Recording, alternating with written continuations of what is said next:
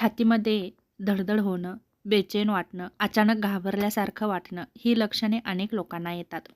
ही समस्या ताणतणाव, panic attack, हृदयाचे ठोके वाढणे, हार्मोनल बदल, थायरॉईड, कॅफीनचे अतिसेवन अशा कारणांनी होऊ शकतं. यासाठी आपण काही उपाय नक्कीच करू शकतो. पहिलं महत्त्वाचं म्हणजे छातीमध्ये धडधड आणि बेचैनी का होते? तर पहिलं महत्त्वाचं कारण म्हणजे मानसिक कारण. जास्त ताण, चिंता, भीती, पॅनिक अटॅक, नकारात्मक विचार, असुरक्षिततेची भावना, झोपेची कमतरता यामुळेही असं होऊ शकतं.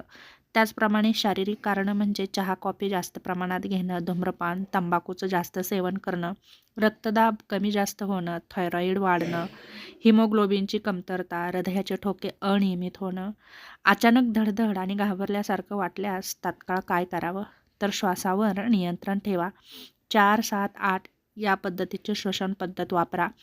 4 सेकंद श्वास घ्या, 7 सेकंद रोका, 8 सेकंद हळूहळू सोडा. असं 5 ते 7 वेळा करा.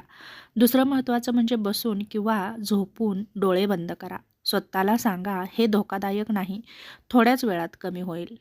तिसरं महत्त्वाचं म्हणजे पाणी प्या. थंड पाणी नाही, कोमट पाणी प्या.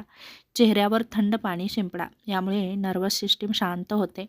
नैसर्गिक उपाय करा, जसं की आवळा पावडर. रोज सकाळी 1 चमचा आवळा पावडर मध गरम पाण्यातून नक्की घ्या. हृदय आणि नर्वसाठी फायदेशीर असं म्हणजे ब्राह्मी पावडर किंवा कॅप्सूल डॉक्टरांच्या सल्ल्याने घ्या. यामुळे बेचैनी आणि घाबरटपणा कमी होतो. अश्वगंधा. रात्री दुधासोबत अर्धा चमचा अश्वगंधा घ्या. यामुळे ताण कमी होतो आणि हृदय शांत होतं. वेलची आणि जिरं पाणी 1 ते 2 वेळा घ्या. यामुळे छातीतील जडपणा कमी होतो. जीवनशैलीमध्ये बदल करा. या गोष्टी नक्की टाळा. उपाशीपोटी चहा, कॉफी घेणं, जास्त मोबाईलचा वापर, रात्री जास्त जागरण करणं, नकारात्मक बातम्या सतत पाहणं आणि या गोष्टी आवर्जून करा. रोज 30 मिनिटे चाला, योगा करा, अनुलोम विलोम करा, प्राणायाम करा. वेळेवर रात्री झोपा. संतुलित आहार घ्या. आहारामध्ये काय घ्यावं जेणेकरून तुमचं आरोग्य चांगलं राहील? तर केळी, डाळिंब, हिरव्या पालेभाज्या, बदाम 4 ते 5 भिजवलेले, ताक, दही यांचा नक्कीच तुमच्या आहारामध्ये समावेश करा. आणि काय टाळावं? तर जास्त मीठ, साखर, फास्ट फूड हे मात्र नक्की टाळा. महिलांनी विशेष काय काळजी घ्यावी? तर मोनोपॉज नंतर हार्मोनल बदल होतात. कॅल्शियम, B12 व मॅग्नेशियमची कमतरता निर्माण होते. त्यामुळे धडधड आणि बेचैनी वाढू शकते. डॉक्टरांकडे कधी जावं? तर काही लक्षणे दिसली तर नक्कीच तुम्ही डॉक्टरांकडे जाऊ शकता. जसं की धडधड 10 ते 15 मिनिटापेक्षा जास्त टिकणं, छातीत वेदना, घाम, चक्कर येणं, श्वास घ्यायला त्रास होणं, बेशुद्ध पडण्याची भावना होणं. यावेळेस doctor ECG, thyroid test, HB, BP तपासणी तुम्हाला नक्कीच सुचवू शकतात.